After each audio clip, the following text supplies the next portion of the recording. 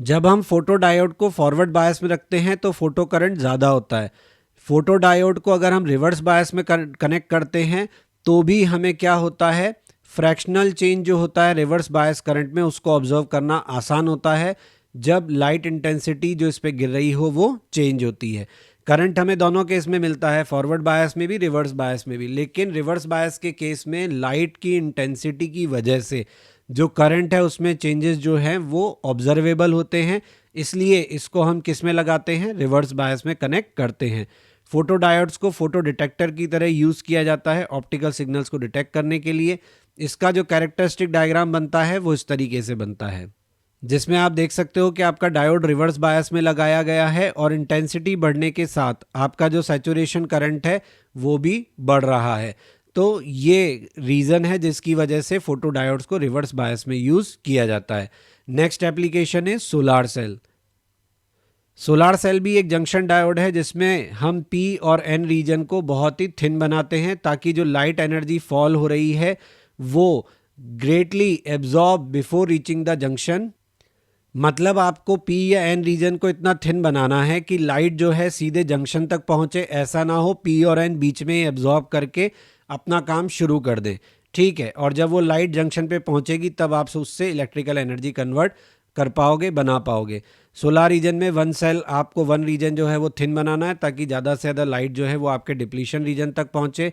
In this diode selenium is used as semiconductor, तो specially use होता है जो सेमीकंडक्टर वो कौन है यहाँ पे, सेलेनियम है। Photo diodes of visible light जब इंसिडेंट करते हैं डिप्लीशन रीजन पे तो इलेक्ट्रॉन जंप करता है valence band to conduction band, जिसकी वजह से इलेक्ट्रॉन होल पेयर क्रिएट होते हैं। ये जो फ्री इलेक्ट्रॉन्स होते हैं ये बैरियर के इलेक्ट्रिक फील्ड के इन्फ्लुएंस में मूव करते हैं एन रीजन से और होल मूव करते हैं पी रीजन से। तो पोटेंशियल ऑफ पी रीजन जो है वो बढ़ने लगता है और जो एन रीजन का पोटेंशियल है वो घटने लगता है। इस वजह से एक net potential difference across the junction develop हो जाता है। तो बन गई ना बैटरी आपकी। आपको यही तो चाहिए कि आपके एनोड और कैथोड के बीच में पोटेंशियल डिफरेंस क्रिएट हो जाए। वो किसने किया, लाइट ने। लाइट डिप्लीशन रीजन पे गिरा, डिप्लीशन रीजन पे गिरने से इलेक्ट्रॉन होल पेयर क्रिएट हुए। होल पेयर क्रिएट होने से आपके बैरियर ने क्या किया, होल को होल वाली साइड यानी पी साइड और इलेक्ट्रॉन को इलेक्ट्रॉन वाली साइड यानी नेगेटिव साइड रखा। तो पी का पॉजिटिव पोटेंशियल बढ़ता गया और जो एन था उसका नेगेटिव पोटेंशियल बढ़ता गया, तो पोटेंशियल डिफरेंस इंक्रीज होता गया, तो बन गई बैटरी। जब एक लोड रेजिस्टेंस लगाते हैं कनेक्टेड टू पीएन जंक्शन तो इलेक्ट्रॉन फ्लो करते हैं रजिस्टर में बी से ए, जिसकी वजह से हमें एक नेट करंट मिलता है from A to B. Diagram में आप देख सकते हैं। अब हम बात करते हैं जेनर डायोड की। जेनर डायोड जैसा कि आप समझ ही गए ब्रेकडाउन से रिलेटेड है। ये जंक्शन डायोड्स होते हैं जिनमें रिवर्स करंट जो है वो इंक्रीज करता है rapidly at large reverse breakdown voltage. ये जो जंक्शन डायोड्स होते हैं इन्हें स्पेशली डिज़ाइन किया जाता है, नहीं तो जो नॉर्मल हमारे जंक्शन डायोड्स होते हैं वो इस रिवर्स ब्रेकडाउन वोल्टेज के कारण ख़राब हो सकते हैं, डिस्ट्रॉय हो सकते हैं, लेकिन इनको हम स्पेशली प्रिपेयर करते हैं ताकि ये कंटिन्यूसली विदाउट बीइंग डैमेज्ड काम करते रहें। इनको हम जेनर डायोड कहते हैं। इनको हाईली डोप किया जाता है। जनरली ये सिलिकॉन डायोड होते हैं। सिलिकॉन के ऊपर हम जर्मेनियम को प्रेफरेंस दे सकते हैं because of its higher thermal stabilities, क्योंकि जो जर्मेनियम है वो थर्मली स्टेबल रहता है, सिलिकॉन जो है वो थोड़ा डेलिकेट होता है। ये आपके जेनर डायोड का सिंबल है जो पीएन जंक्शन से थोड़ा सा डिफरेंट है। अब यहाँ पे इसकी फंक्शनिंग किस तरीके से होती है, इसको वोल्टेज रेगुलेटर की तरह भी काम में लेते हो। रेगुलेटिंग एक्शन क्या होता है, क्योंकि ये रिवर्स ब्रेकडाउन रीजन में काम करता है तो छोटा सा चेंज इन वोल्टेज भी लार्ज अमाउंट का करंट प्रोड्यूस कर सकता है और रेजिस्टेंस ऑफ जेनर जो डायोड है वो एकदम से ड्रॉप कर जाता है जैसे ही आपका वोल्टेज ब्रेकडाउन वोल्टेज से बढ़ता है। तो जनरली क्या होता है कि जैसे हमने यहाँ जेनर डायोड लगाया, रेजिस्टेंस लगाया और लोड रेजिस्टेंस लगा दिया। अब हमने इसको कनेक्ट किया एक फ्लक्चुएटिंग डीसी के अक्रॉस और जो हमारा जेनर डायोड है वो रिवर्स बायस में है। जब हमारा अप्लाइड वोल्टेज जो होगा वो जेनर वोल्टेज से कम होगा यानी ब्रेकडाउन वोल्टेज से कम होगा तो डायोड कंडक्ट नहीं करेगा। डायोड नहीं कंडक्ट करेगा तो आउटपुट वोल्टेज किसके प्रोपोर्शनल होगा, इनपुट वोल्टेज के, with the help of this relation. लेकिन जब आपका इनपुट वोल्टेज ऐसा होगा कि वो वोल्टेज डेवलप्ड अक्रॉस जेनर से बड़ा हो जाएगा, यानी यहाँ आपका इनपुट वोल्टेज इस तरीके से लगाया जाए कि आपका रिवर्स ब्रेकडाउन वोल्टेज आ जाए, तो इस केस में डायोड जो है वो बहुत कम रेजिस्टेंस ऑफर करेगा, एक्स्ट्रा करंट अलाउ करेगा और आउटपुट वोल्टेज किसके इक्वल हो जाएगा, जेनर वोल्टेज के। बट हर जेनर डायोड की जो है वो एक करंट की लिमिट होती है, उसी पर वो काम करता है। अगर करंट इससे ज़्यादा हो जाता है तो फिर डायोड जल जाता है। तो ये वोल्टेज रेगुलेट करने का काम करता है कि up to that limit it will works and after that it will burn down, तो आपका सर्किट ब्रेक हो जाएगा और फर्दर करंट फ्लो नहीं करेगा। जेनर डायोड को हमेशा काम में कैसे लेते हैं, रिवर्स बायस में। क्वेश्चन में हमें दिया गया है फोटो डिटेक्टर बनाना है from a semiconductor, forbidden energy gap दिया हुआ है, मैक्सिमम वेवलेंथ पूछा है जो ये डिटेक्ट कर सकता है।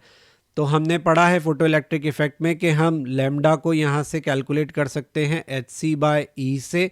HC का वैल्यू हम लिख सकते हैं 12,400 इलेक्ट्रॉन वोल्ट में, क्योंकि एनर्जी हम इलेक्ट्रॉन वोल्ट में ले रहे हैं। तो लैम्डा जो मिलेगा वो किस में मिलेगा, एंगस्ट्रॉम में। तो ये हमें मिलेगा 16,553 एंगस्ट्रॉम के बराबर। अब हम बात करेंगे पीएन जंक्शन ट्रांजिस्टर की, जंक्शन ट्रांजिस्टर की, जो कि हमारे डायोड की एप्लीकेशंस का एक तरीके से एक्सटेंशन है। यहाँ पे हम पीएन की जगह पीएनपी कॉम्बिनेशन काम में लेते हैं।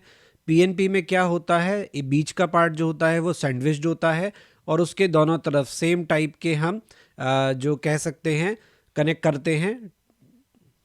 जैसे N को हमने सैंडविच किया तो P टाइप इसके दोनों तरफ कनेक्ट किया है, NPN में हमने P को सैंडविच किया है और दोनों तरफ N टाइप कनेक्ट किया है। यहाँ पर आपका जो रिप्रेजेंटेशन है ट्रांजिस्टर का वो इस तरीके से होता है, जो होल का फ्लो दिखाता है आपको, और जनरली करंट दिखाया जाता है एमीटर टू बेस। अगर PNP है तो होल P से N जाएंगे, यानी आपका जो एरो है वो इस तरीके से दिखेगा। अगर NPN है तो करंट आपका बेस से एमीटर जाता हुआ होल का इस तरीके से दिखेगा। लेकिन करंट हमेशा एमीटर से बेस या बेस से एमीटर ही दिखाया जाता है। एमीटर को हेविली डोप किया जाता है, बेस को थिन बनाया जाता है और बहुत ही लाइटली डोप किया जाता है। इनफैक्ट डोपिंग के बेस पर ही डिसाइड होता है कि कौन बेस है, कौन कलेक्टर है और कौन एमीटर है। सबसे ज़्यादा डोपिंग एमीटर की, उससे कम कलेक्टर की और सबसे कम बेस की होती है, और कलेक्टर को वाइडर बनाया जाता है एमीटर से। ट्रांजिस्टर काम कैसे करता है, तो ट्रांजिस्टर के 3 स्टेट होते हैं, active state, saturation state and cut off state. Active state में क्या होता है कि आपका एमिटर बेस जंक्शन जो है वो फॉरवर्ड बायस में होता है, कलेक्टर बेस जंक्शन जो है वो रिवर्स बायस में होता है। सैचुरेशन स्टेट में एमिटर बेस जंक्शन को फॉरवर्ड बायस में रखते हैं और कलेक्टर बेस को भी फॉरवर्ड बायस में कर देते हैं। कट ऑफ स्टेट में आपका एमिटर बेस और कलेक्टर बेस दोनों ही रिवर्स बायस में चले जाते हैं। ट्रांजिस्टर को यूज़ किया जाता है एक्टिव स्टेट में, तो वो एम्पलीफायर की तरह काम करता है। करंट का इक्वेशन होता है current through emitter is equal to current through base plus current through collector. Transistor की कैरेक्टरिस्टिक्स क्या होती हैं, तो in case of common emitter configuration, common emitter configuration का मतलब ये है कि इनपुट और आउटपुट दोनों में आपका एमीटर जो है वो कॉमन रहेगा। इनपुट लगाया जाता है बेस और एमीटर के बीच में और आउटपुट लिया जाता है कलेक्टर और एमीटर के बीच में, तो दोनों में क्या आया, एमीटर आया। वेरिएशन ऑफ बेस करंट जो होता है बेस एमीटर वोल्टेज के साथ, उसे हम इनपुट कैरेक्टरिस्टिक बोलते हैं। इसी तरीके से वेरिएशन ऑफ जो कलेक्टर करंट होता है विद कलेक्टर एमीटर वोल्टेज, उसको हम आउटपुट कैरेक्टरिस्टिक बोलते हैं। क्यों बोलते हैं ये आपको मैं ऊपर बता चुका हूँ। अगर हम बेस करंट को थोड़ा भी बढ़ाते हैं या घटाते हैं तो रेस्पेक्टिवली कलेक्टर का करंट भी इंक्रीज या डिक्रीज करता है। यहाँ पे हमें इनपुट कैरेक्टरिस्टिक कर्व दिया हुआ है। जैसा कि मैंने आपको कहा बेस एमीटर जो है वो फॉरवर्ड बायस में लगाया हुआ है, तो इसलिए आपको जो कर्व मिलना था वो फॉरवर्ड बायस जैसा ही मिलना था। इसमें आपको कुछ बातें देखने की हैं, जैसे कि कलेक्टर एमीटर वोल्टेज जो है उसको हमने फिक्स रखा और हम डिपेंडेंस देख रहे हैं बेस करंट की ऑन बेस एमीटर वोल्टेज के। बेस एमीटर वोल्टेज के साथ बेस करंट जो है वो किस तरीके से बदलता है। तो यहाँ पे फॉरवर्ड बायस वाला हमें कर्व मिलेगा, लेकिन हम यहाँ पे देख सकते हैं कि हमारे जो कर्व्स हैं वो ऑलमोस्ट आइडेंटिकल कर्व्स हैं। हमारा जो इंक्रीज है कलेक्टर एमीटर वोल्टेज का, उससे हमें इंक्रीज दिख रहा है कलेक्टर बेस वोल्टेज में, जिसका इफेक्ट हमें बेस करंट पे बहुत ही नेग्लिजिबल देखने को मिलता है। मतलब हमने बेस कलेक्टर जो वोल्टेज था उसको इंक्रीज किया तो हमें इंक्रीज मिला किस में, कलेक्टर एमीटर वोल्टेज में, लेकिन उससे हमारे बेस करंट पे कोई चेंज नहीं आया। As a consequence input characteristic जो था for various values of collector emitter voltage वो हमें क्या दे रहा है, ऑलमोस्ट आइडेंटिकल कर्व्स दे रहा है। देख सकते हैं हम यहाँ पे एक ही कर्व होता तो भी हमारे लिए बहुत था। जैसे यहाँ हमने कलेक्टर एमीटर 8 किया, फिर 10 किया, फिर 12 किया, पर कर्व जो है वो हमें ऑलमोस्ट क्या मिले, आइडेंटिकल मिले, क्योंकि बेस करंट जो है वो ऑलमोस्ट इससे इंडिपेंडेंट है। जो आउटपुट कैरेक्टरिस्टिक है वो मैंने जैसा कि आपको बताया कलेक्टर करंट और कलेक्टर एमीटर वोल्टेज के ऊपर डिपेंड करता है। यहाँ पे हम बेस करंट को कांस्टेंट रखते हैं क्योंकि उसको हमने चेंज किया तो कलेक्टर करंट ऑब्वियसली इंक्रीज या डिक्रीज करेगा। जैसा कि यहाँ हम देख सकते हैं, ये हमें देखने में किसके जैसा लग रहा है, ये हमें देखने में रिवर्स बायस जैसा दिख रहा है। यहाँ पे आपका बेस करंट जो है उसकी वैल्यू आप बढ़ाते हो तो आप देख सकते हो आपके कलेक्टर करंट की वैल्यू भी अकॉर्डिंगली बढ़ रही है। डेफिनेटली बेस करंट की वैल्यू कम है, माइक्रो में है, और कलेक्टर करंट की वैल्यू मिली एम्पियर में है। लेकिन आप देख सकते हो कि बेस करंट की वैल्यू के साथ आपका जो करंट है कलेक्टर करंट, उसकी सैचुरेशन वैल्यू भी इंक्रीज हो रही है। यहाँ पे हम देखते हैं कि अगर हम बेस एमीटर वोल्टेज को इंक्रीज करते हैं छोटे से अमाउंट से भी, तो होल करंट जो एमीटर रीजन में है और इलेक्ट्रॉन करंट जो बेस रीजन में है, दोनों ही क्या हो जाते हैं, बढ़ जाते हैं, जिसकी वजह से बेस करंट और कलेक्टर करंट दोनों इंक्रीज करते हैं प्रोपोर्शनैलिटी में।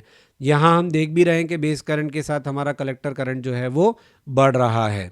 Please like, share and subscribe my channel, press bell icon for important notifications and update, ताकि टाइमली आपको सभी इंपॉर्टेंट अपलोड्स मिलते रहें। आप हमारा ब्लॉग भी विजिट कर सकते हैं, दैट इज़ क्वेश्चन नहीं बनता blogspot.com, जहाँ पे आपको सभी लेक्चर्स के रिटन फॉर्मेट में जो नोट्स हैं वो अवेलेबल हैं और क्वेश्चंस के सोल्यूशन अवेलेबल हैं। आपको कोई सजेशन है तो आप मुझे मेल कर सकते हैं, मेरा मेल आईडी यहाँ दिया हुआ है। फेसबुक पेज और इंस्टा पे आप टिप्स ऑफ द डे के लिए ज्वाइन कर सकते हैं।